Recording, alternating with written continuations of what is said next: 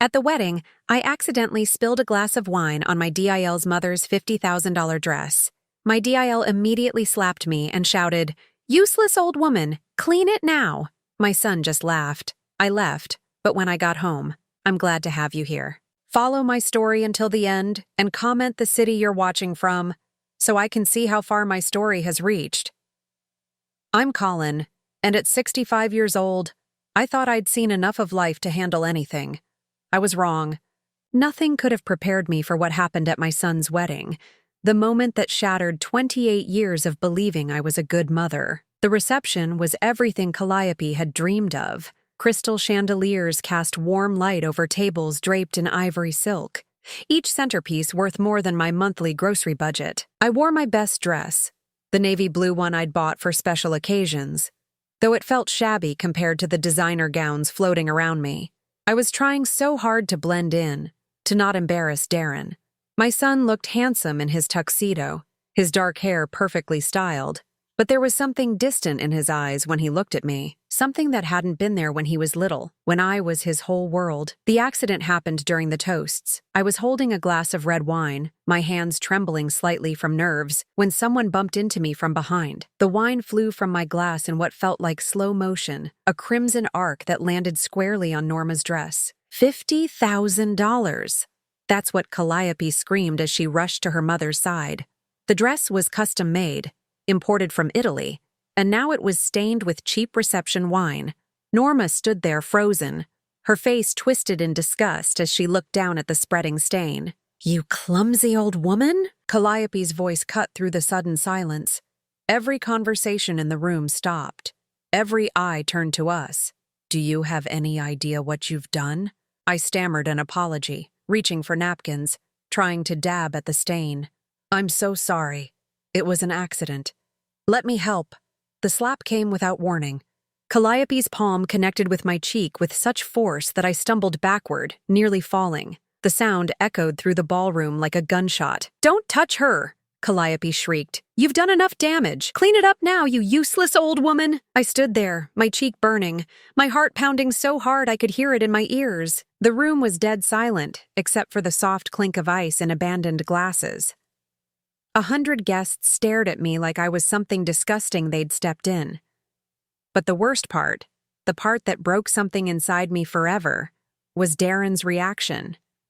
My son, the boy I'd raised alone, the man I'd sacrificed everything for, threw back his head and laughed. It wasn't a nervous laugh or an uncomfortable chuckle. It was genuine amusement, as if watching his mother get humiliated was the funniest thing he'd ever seen. "Mom's always been a klutz," he said to no one in particular, his voice carrying across the silent room. "Remember when she dropped my birthday cake? Some things never change." I felt something die in my chest at that moment. Not break, not crack, but die completely. The last thread connecting me to the illusion that my son loved me snapped. I bent down and started picking up the larger pieces of the broken wine glass with shaking hands. Nobody helped. Nobody defended me. They just watched this 65-year-old woman crawl around on the floor, collecting fragments while her daughter-in-law stood over her like a queen surveying a peasant. "The dry cleaning bill will be sent to you," Norma finally spoke, her voice dripping with disdain. "Though I doubt this can be saved." I nodded without looking up. What could I say? That I lived on Social Security and couldn't afford a $50,000 dress repair? That would only make things worse. When I finally stood up, glass shards cupped in my bleeding palm, I looked around the room one more time. Darren had already turned away, arm around Calliope's waist, comforting her as if she were the victim. The guests had resumed their conversations, but I caught the whispered words floating through the air. Embarrassing, inappropriate. Why was she even invited? I walked to the exit on unsteady legs, my face burning with shame. At the coat check, the young woman handed me my worn jacket with a sympathetic smile that somehow made everything worse. The drive home was a blur. I don't remember turning the key, putting the car in drive, or navigating the familiar streets. I only remember pulling into my driveway and sitting there in the dark, engine running, not sure I had the strength to walk inside. My house felt emptier than usual. The silence pressed down on me like a weight. I looked around at the modest living room, at the photos of Darren covering every surface. School pictures, graduation photos, birthday parties where I was always the one behind the camera, never in the frame. I sank onto my couch and stared at the wedding invitation I'd proudly displayed on my mantel for months. The elegant script that had once filled me with joy now mocked me. I wasn't a guest at that wedding. I was an obligation, a burden they'd had to tolerate. The worst part was realizing this wasn't new. This disrespect, this casual cruelty, it had been building for years. I'd just been too blind, too hopeful, too desperate to maintain the illusion of family to see it. But tonight, with my cheeks still stinging and my heart completely hollow, I finally understood the truth. I wasn't Darren's mother anymore. I was just an inconvenience he'd learned to manage, a problem he'd trained himself to ignore. Sleep didn't come that night. I lay in bed, staring at the ceiling, my mind spinning through decades of memories I'd carefully locked away. The humiliation at the wedding had cracked something open inside me, and now everything was pouring out. I kept coming back to one question. Where had I gone wrong? Darren's father left when the boy was 6, just packed his bags one Tuesday morning and said he wasn't cut out for family life. I remember Darren standing at the window for hours that day, waiting for Daddy to come back. I told him his father was on a business trip. The lie got longer each day until it became our new reality. From that moment, everything I did was for Darren. I worked double shifts at the factory, my hands raw from the chemicals, my feet swollen from standing 12 hours a day. When Darren needed new shoes for school, I wore my old ones for another year. When he wanted to join Little League, I sold my grandmother's necklace to pay for the equipment. I gave him everything I never had: piano lessons, summer camps, a college fund that grew painfully slowly with my overtime pay. I wanted him to know he was loved, that he mattered, that one parent abandoning him didn't mean he was worth less. But somewhere along the way, my sacrifices became invisible to him. Normal, expected. I remember his high school graduation. I'd worked extra shifts for months to buy him a nice watch, something he could wear to job interviews and remember his mother's pride. When I gave it to him, he barely looked at it. "Thanks, Mom," he'd said, already distracted by his friends calling him over. He stuffed the watch box in his pocket without opening it. I found it weeks later in his room, still wrapped, forgotten under a pile of graduation cards. College was worse. State University wasn't good enough anymore. Darren had big dreams, and I had small savings. So I took out loans against the house. I picked up weekend work cleaning offices. I ate peanut butter sandwiches for dinner so I could afford his textbooks. When he brought Calliope home junior year, I knew immediately she didn't approve of me. It was in the way her eyes swept over my small house, my secondhand furniture, my store-brand groceries. She was beautiful and polished, the daughter of successful people who summered in the Hamptons and never worried about money. "Your mother is so dedicated," she said to Darren that first visit, and somehow made dedication sound like a character flaw. I watched Calliope work on him slowly, carefully. She never said anything directly against me. She was too smart for that. Instead, she'd make little comments that planted seeds of doubt. "My mother always says successful men need to surround themselves with success," she'd mention casually over dinner. "It's about elevating your circle." Or, "I love how close you are to your mom, but don't you think it's time to establish some independence?" My therapist says that healthy boundaries are so important. The changes in Darren were gradual. He started visiting less. Phone calls became shorter. When I'd ask about his life, he'd say I wouldn't understand the pressures he was under, the sophisticated world he was entering. After graduation, he got a job in finance. Good money, important-sounding title. I was so proud. When he asked to borrow money to invest in some opportunity, I didn't hesitate. $20,000 from my retirement fund. He said it was a sure thing, that he'd pay me back with interest in 6 months.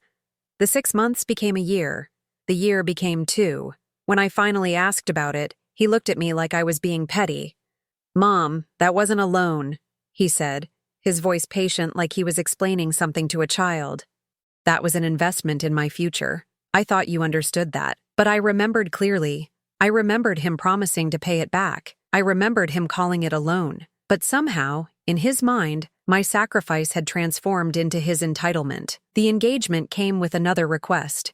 The wedding would be expensive, and while Norma was covering most of it, could I contribute to the honeymoon? Darren made it sound like an honor, like I was being included in something special. Another $15,000, my vacation fund, gone. The money I'd saved to maybe see Europe someday, spent on a trip to Tuscany I'd never take. Then came the down payment for their house. $45,000 that represented years of careful saving, of denying myself small pleasures, of working past retirement age when my body ached and my feet could barely carry me through another shift. "You're investing in your grandchildren's future," Calliope had said sweetly when they asked. "Isn't that what grandmothers do?" I'd said yes because I wanted those grandchildren. I wanted to be part of their lives, to have a family again. I didn't realize I was buying my way into a relationship that would never really include me. Each time I gave them money, I told myself it was temporary. That once they were established, once they were successful, they'd remember what I'd done for them, that Darren would see how much I'd sacrificed and appreciate it. Instead, each gift seemed to make me smaller in their eyes, not a mother who'd given everything out of love, but a woman who had to pay for scraps of attention from her own son. The wedding invitation had been the final insult, though I hadn't recognized it at the time. No mother of the groom designation, no special seating. I was listed like any other guest, tucked into a corner table with people I didn't know. But I'd been so grateful just to be invited, so hopeful that maybe this was a new beginning, that I'd ignored all the warning signs. Now, lying in my bed with my cheek still tender from Calliope's slap, I finally saw the pattern clearly. I hadn't raised a son. I'd created a stranger who looked like my child but had the heart of someone I didn't recognize. 3 weeks passed after the wedding. 3 weeks of silence from Darren. No thank you call, no check to see if I was okay. Nothing. I moved through my days like a ghost, going through the motions of living without really feeling alive. The house felt different now, contaminated somehow by the truth I could no longer ignore. Every photo of Darren seemed to mock me. Every memory felt tainted. I couldn't even look at his baby pictures without feeling sick to my stomach. That's when I decided to clean out the spare bedroom. I needed something to do with my hands, something to occupy my mind that didn't involve thinking about how completely I'd failed as a mother. The room had become a storage space over the years, filled with boxes of old papers, documents, and memories I'd been too sentimental to throw away. I started with the closet, pulling out boxes I hadn't touched in years. Most of it was junk, old tax returns, expired warranties, Christmas cards from people I barely remembered. But at the bottom, pushed far back behind a stack of Darren's old school projects, I found a box labeled Financial Records. My hands shook as I opened it. Inside were all the documents from the loans and gifts I'd given Darren over the years. I'd kept everything, partly out of habit, partly because some small voice in my head had whispered that I might need them someday. The first document made my breath catch.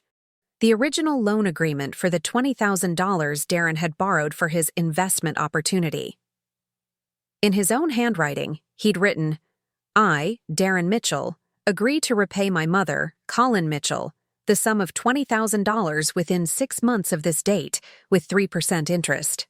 His signature was clear and confident at the bottom. This wasn't a gift. This wasn't an investment in his future. This was a loan with specific terms that he'd agreed to and never honored. I kept digging through the papers, my heart pounding harder with each document I found. The $45,000 for the house down payment. He'd written loan on the check memo line himself. The $15,000 for the honeymoon. Another promissory note in his handwriting, promising to pay me back within 2 years. But it was the last document that nearly stopped my heart altogether. A credit application Darren had filled out for their mortgage. Under the section asking about outstanding debts, he'd listed personal loan from C. Mitchell, $80,000. $80,000. He'd acknowledged the debt to the bank, used it to show he had access to additional funds if needed, but had never mentioned it to me. To him, I wasn't a creditor who deserved to be paid back. I was a resource to be exploited. I sat on the bedroom floor surrounded by papers, my hands trembling as the full scope of his deception became clear. This wasn't just about forgetting to pay me back or changing his mind about the terms. This was calculated theft from his own mother. The documents painted a picture I'd been too naive to see. Every time Darren had come to me with a story about needing help, about opportunities and investments and emergencies. He'd been lying. Not just lying, manipulating. He'd learned exactly which words to use, which emotions to trigger to get me to open my wallet. I remembered him sitting at my kitchen table 3 years ago, his face serious and concerned. "Mom, I hate to ask, but Calliope's been having some health issues. We need money for specialists, tests the insurance won't cover. I know it's a lot, but could you help us out? Just temporarily until we get back on our feet." $25,000 I'd given him that day, liquidating the last of my savings account. 2 weeks later, I'd seen photos on Calliope's social media of their weekend in Napa Valley, staying at a resort that cost more per night than I spent on groceries in a month. When I'd mentioned seeing the photos, Darren had been ready with an explanation. "Oh, that was a gift from Calliope's parents. They insisted we needed a break from all the stress. You know how her family is. They don't really understand when people say no." I'd believed him because I wanted to believe him, because the alternative was too horrible to consider. Now I pulled out my phone and started calculating. 80,000 in documented loans that were never repaid. But that wasn't all of it. There were the undocumented gifts, the cash I'd handed over for emergencies that never quite made sense when I thought about them later. The car repair that turned out to be a down payment on a newer model. The stolen laptop that needed to be replaced immediately. The utility bills that were supposedly overdue but never resulted in any service interruptions. The wedding contributions that went far beyond what any reasonable person would ask their retired mother to pay. When I added it all up, the number made me physically sick. Over 15 years, I'd given Darren more than $130,000, my entire life savings, my retirement security, my dreams of travel, of a comfortable old age, of leaving something behind when I was gone. All of it was sitting in his bank account, paying for his beautiful house, his expensive cars, his wife's designer clothes, and in return, I'd gotten a slap in the face at his wedding and 3 weeks of silence. But the worst part wasn't the money. It was the realization of how carefully he'd played me, how he'd studied my weaknesses, my love for him, my guilt over his father leaving, my desperate need to feel useful and wanted, and used them against me like weapons. I thought about all the times I'd apologized to him over the years, apologized for not having more money to give, apologized for asking when he might pay me back, apologized for existing in a way that didn't fit his new life with Calliope. Every apology had been another small victory for him, another confirmation that he could treat me however he wanted, and I'd still come back for more. I'd trained him to see me as a victim by acting like one. The papers scattered around me told a story I'd been too blind to read while I was living it. My son hadn't gradually forgotten his obligations to me or slowly become more selfish as he gained success. He'd been planning this from the beginning, systematically draining me dry while making me grateful for the privilege. I gathered all the documents and put them back in the box, my hands steady now for the first time in weeks. The hurt was still there, deep and raw and probably permanent. But underneath it, something else was growing, something I hadn't felt in so long I'd almost forgotten what it was like. Anger. Clean, pure, righteous anger at being treated like a fool by the person I'd loved most in the world. For the first time since the wedding, I felt truly awake. And for the first time in 15 years, I wasn't going to apologize for taking up space in my own son's life. I didn't sleep that night either, but this time it wasn't because of heartbreak. It was because my mind was racing, finally clear after years of confused fog. By morning, I knew exactly what I needed to do. The law office of Henderson and Associates was housed in a converted Victorian downtown, the kind of place that inspired confidence without the intimidation factor of the glass towers where Darren worked. I'd found them online, specifically looking for attorneys who specialized in family financial disputes and elder financial abuse. Margaret Henderson was about my age, with silver hair and kind eyes that sharpened when I spread the documents across her conference table. She read through everything methodically, occasionally making notes on a yellow legal pad. "Mrs. Mitchell," she said finally, looking up from the papers, "this is quite comprehensive documentation. Your son was very thorough in creating a paper trail. Is that good or bad for me?" I asked, my voice barely above a whisper. Even being here felt like a betrayal of everything I'd believed about family loyalty. It's very good for you, Margaret said firmly. These aren't gifts, regardless of what he's told you since. These are documented loans with specific terms. In the eyes of the law, he owes you this money. She pulled out a calculator and started adding numbers.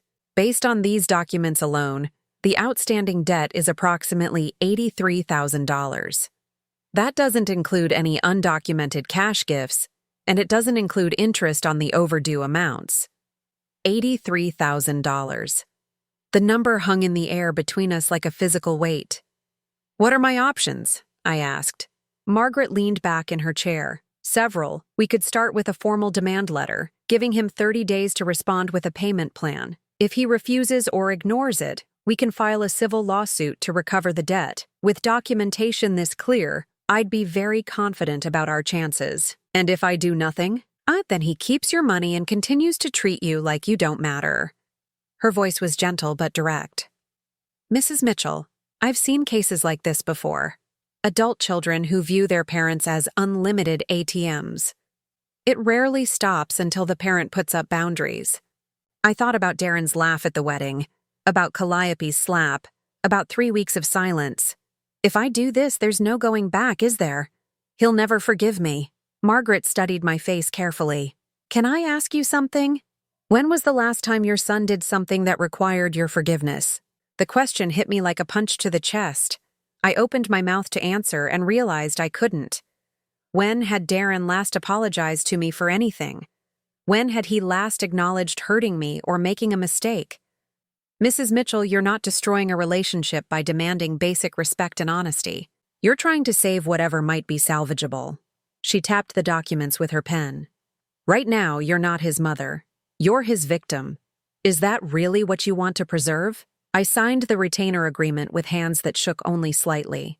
Margaret would start with a formal demand letter, professionally worded but unmistakably serious. Darren would have 30 days to respond with either payment or a reasonable payment plan. What if he calls me directly? I asked as I wrote the check for her retainer fee. Don't take his calls, she said firmly. All communication goes through this office now. That's what you're paying me for. The walk back to my car felt different somehow. The afternoon sun seemed brighter, the air cleaner. For the first time in weeks, I wasn't carrying the weight of confusion and self-doubt. I had a plan, but I wasn't done. The legal action was just the beginning. Over the next few days, I made other changes, small ones that felt enormous to me. I called the bank and set up automatic bill pay for all my expenses, ensuring I'd never again be in a position where I felt I had to ask Darren for help if money got tight. I changed my emergency contact information everywhere: doctors, bank, insurance policies. Where Darren's name had been listed for years, I put my neighbor Helen instead. Helen was a retired teacher, practical and reliable, and most importantly, she wouldn't see an emergency as an opportunity to lecture me about being a burden. I cleaned out my freezer and threw away all the frozen casseroles I'd been saving for when Darren visited. He hadn't eaten my cooking in over 2 years, always claiming he and Calliope were on some new diet or had already eaten. I packed up most of the photos of him that covered my living room surfaces. Not all of them. I wasn't ready for that level of brutality yet, but enough so that my house started to feel like my space again instead of a shrine to someone who didn't think I was worth a phone call. The hardest change was my phone. For years, I'd kept it on loud, day and night, in case Darren needed me. Now I turned it to silent after 9 p.m. and didn't check messages until after my morning coffee. The first night felt wrong, like I was abandoning my post, but by the third night, I realized how much better I slept without the anxiety of waiting for his call. A week after meeting with Margaret, the demand letter was ready. She read it to me over the phone, her voice crisp and professional. Dear Mr. Mitchell, this letter serves as formal demand for payment of outstanding loans made by your mother, Collen Mitchell, between 2010 and 2024. Based on documentation in our possession, you currently owe Mrs. Mitchell $83,247 in principal plus applicable interest. You have 30 days from receipt of this letter to contact our office to arrange payment or establish a payment plan. Failure to respond will result in civil action to recover the debt. It sounds so official, I said. That's the point, Margaret replied. This isn't a family discussion anymore. This is a business transaction. She was right. Somewhere along the way, Without me realizing it, that's what my relationship with Darren had become. A business transaction where I provided the capital and he provided nothing in return. The letter went out certified mail the next day. I would know exactly when Darren received it, exactly when the 30-day clock started ticking. For the first time in months, I made plans that didn't revolve around Darren's schedule or needs. I signed up for a watercolor class at the community center. I made a doctor's appointment I'd been putting off because I hadn't wanted to ask Darren to drive me. I bought groceries for one person instead of keeping extra food on hand in case he visited. The silence from his end continued, but it didn't feel like abandonment anymore. It felt like space, room to breathe and think and remember who I'd been before I became nothing more than Darren's personal bank. I started taking evening walks around my neighborhood, something I'd stopped doing because I didn't want to miss his calls. The exercise felt good, and I found myself noticing things I'd overlooked for years. New houses, changing seasons, neighbors I'd never spoken to but who waved when they saw me. 3 days before Darren would receive the demand letter, my phone rang. It was Helen, my neighbor. "Collen, honey, there's a young woman at your door. Says she's your daughter-in-law. I told her you were at the store, but she's been sitting in that fancy car for over an hour." Calliope. My stomach clenched, but not with the old familiar anxiety. This time it was anticipation. She was here early, which meant they knew something was coming.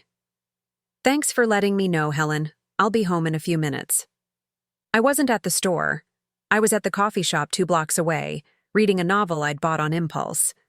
But I finished my coffee slowly, turned another page, and let Calliope wait. When I finally pulled into my driveway, Calliope was leaning against her white BMW, scrolling through her phone with the practiced boredom of someone accustomed to having the world wait for her. She looked up as I got out of my car, and I saw something I'd never seen in her face before: uncertainty. "Collen," she said, her voice unnaturally bright. I was hoping we could talk. I took my time gathering my purse and the book I'd been reading, letting her watch me move at my own pace. "About what?" "About the wedding. About what happened." She tucked a strand of perfectly highlighted hair behind her ear.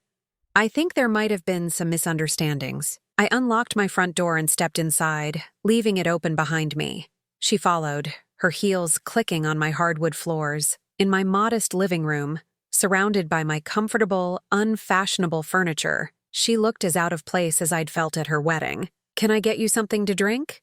I asked, playing the hostess role that had been drilled into me since childhood. "Water would be nice." She perched on the edge of my couch like she was afraid it might stain her designer pants. I took my time in the kitchen, filling a glass with ice water and arranging some crackers on a plate I didn't expect her to touch. When I returned, she was looking around the room with barely concealed disdain, her gaze lingering on the family photos I hadn't yet packed away. "So many pictures of Darren," she said, accepting the water. "You must miss having him around more." It was a fishing expedition, I realized. She was here for information, trying to figure out why I hadn't called them, why I wasn't playing my usual role of the apologetic mother. "Actually, I've been quite busy lately," I said, settling into my armchair. "I've started taking some classes, reading more. It's amazing how much time you have when you're not constantly worried about other people's problems." Calliope's smile faltered slightly. "That's wonderful. Self-care is so important." She paused, clearly working up to something. "Darren mentioned you might be feeling a little isolated lately, since the wedding. Did he?" I kept my voice neutral. How thoughtful of him to notice. "We were thinking maybe we could plan a family dinner soon. You know, clear the air, the 3 of us." She leaned forward slightly, her voice taking on a conspiratorial tone. "Between us, I think Darren feels terrible about what happened. He's just too proud to be the first one to reach out." I almost laughed. Even now, faced with my complete silence, they were still trying to manage me with the same old manipulation, make me feel guilty for not reaching out first, make me believe Darren was somehow the injured party who needed protecting. "That's interesting," I said. "What exactly does he feel terrible about?" Calliope blinked, clearly not expecting the question. "Well, you know, the whole situation. It was such a stressful day. Emotions were running high. So he feels bad about laughing when you slapped me?" The direct question hung in the air between us. Calliope's composure cracked slightly, a flush creeping up her neck. "Collen, you have to understand. That dress was incredibly expensive, and in the moment, you assaulted a 65-year-old woman over an accident, and my son found it amusing. I kept my voice level, factual. I'm curious what part of that he feels terrible about. Calliope set down her water glass with shaking hands. I think maybe we got off on the wrong foot here.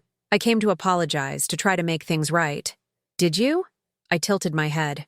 Because what I heard was an explanation of why your behavior was understandable, and a suggestion that Darren is too proud to apologize for finding my humiliation entertaining. She opened her mouth, then closed it.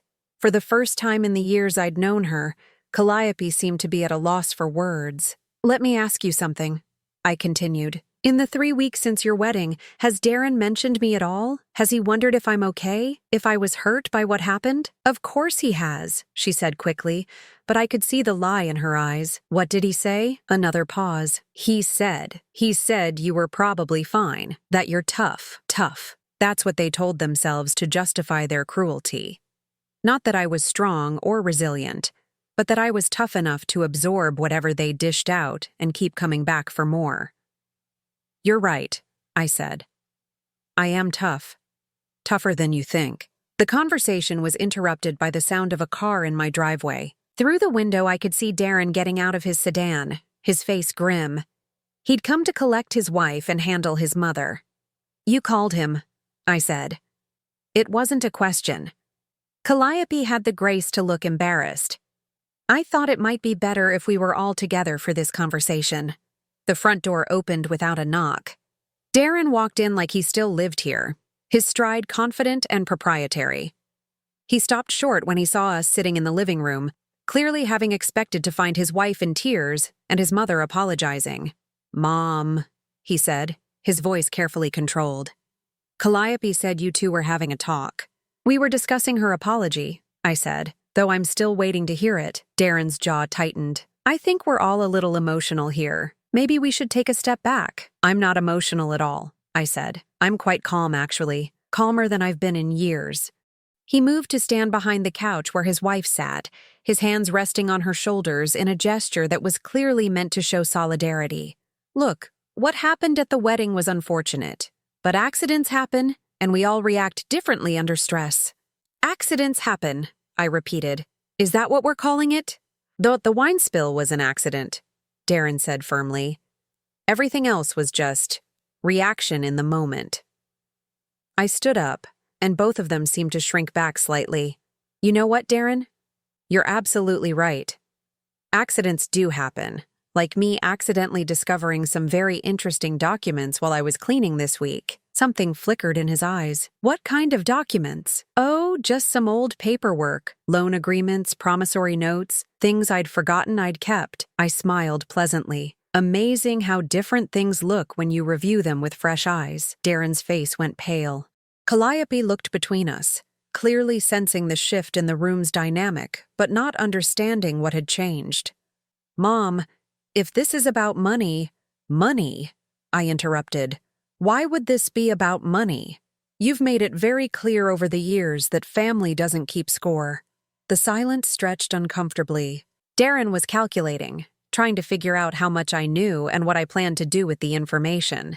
Maybe we should continue this conversation another time, he said finally, when everyone's had a chance to cool down. Actually, I think my temperature is just right, I said, but you're welcome to leave any time. It was the first time in 20 years I'd dismissed my son from my house, the first time I'd made it clear that my space was mine to control. Calliope stood up abruptly. I think we should go.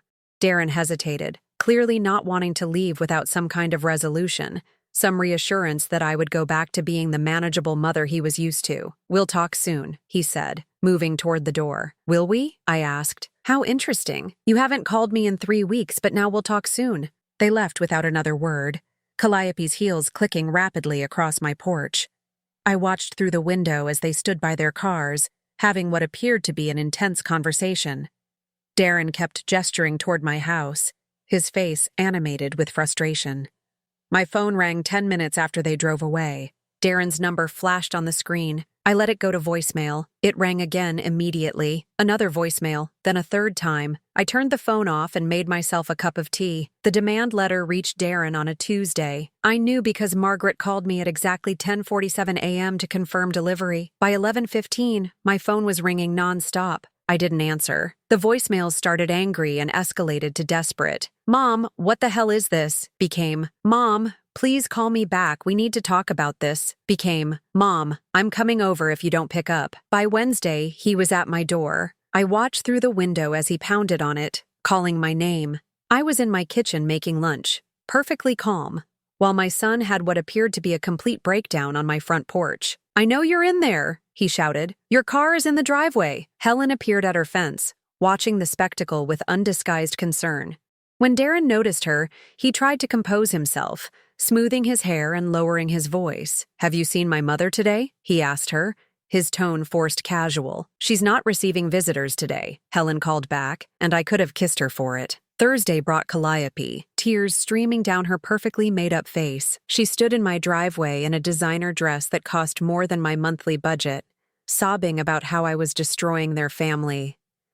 I opened the window just wide enough to speak through. "The same way you destroyed my dress at your wedding?" She stopped crying immediately. "That's not the same thing." "You're right," I said. "Your dress cost $50,000. What I'm asking for is only $83,000. Such a bargain." I closed the window and went back to my watercolor painting. Friday was the deadline Margaret had given them to respond. At 4:30 p.m., my phone rang with a number I didn't recognize. "Mrs. Mitchell, this is David Brennan from Brennan, Kowalski and Associates. I'm representing your son in this matter. A lawyer." They'd hired a lawyer rather than simply pay me back or even call to discuss it like a family. "You'll need to speak with my attorney," I said. "Margaret Henderson at Henderson and Associates." "Mrs. Mitchell, perhaps we could resolve this without involving the courts. Family disputes are so much better handled privately." "Mr. Brennan, your client stopped being my family the moment he decided I was worth laughing at while his wife assaulted me. Now he's just someone who owes me money." I hung up and called Margaret immediately. "They lawyered up," I told her. "That tells us everything we need to know about their intentions." "Actually, it tells us they're scared," Margaret said. "People don't hire attorneys for debts they dispute in good faith. They hire them when they know they're caught." The civil suit was filed the following Monday. Within hours, I had 3 more voicemails from Darren, each more panicked than the last. "Mom, you're making this so much worse than it needs to be. We can work something out if you'll just talk to me. Do you have any idea what this lawsuit is going to cost me? How it's going to affect my career if this gets out? Fine. You want to play hardball? We'll see how this works out for you." The last message told me everything I needed to know about who my son really was underneath all my years of denial. The case took 8 months to resolve. 8 months during which Darren tried every manipulation tactic in his considerable arsenal. He sent me guilt-inducing letters about how I was destroying his marriage, his reputation, his future. He had relatives call me to beg on his behalf. He even tried showing up with flowers on Mother's Day, as if a bouquet could erase decades of financial abuse. I didn't respond to any of it. Every communication went through Margaret, who handled his dramatics with the professional detachment they deserved. The settlement conference was held on a gray February morning in a sterile conference room downtown. Darren sat across from me in an expensive suit, flanked by his attorney.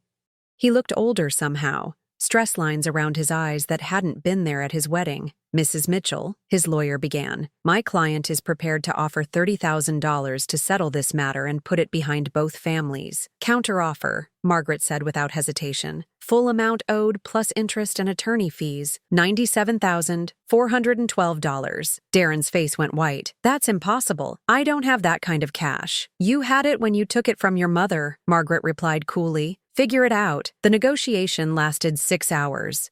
In the end, Darren agreed to a payment plan. $50,000 immediately, the remainder in monthly installments of $2,000 for 2 years. His house would serve as collateral. As we signed the papers, Darren looked at me with something I'd never seen in his eyes before. Respect.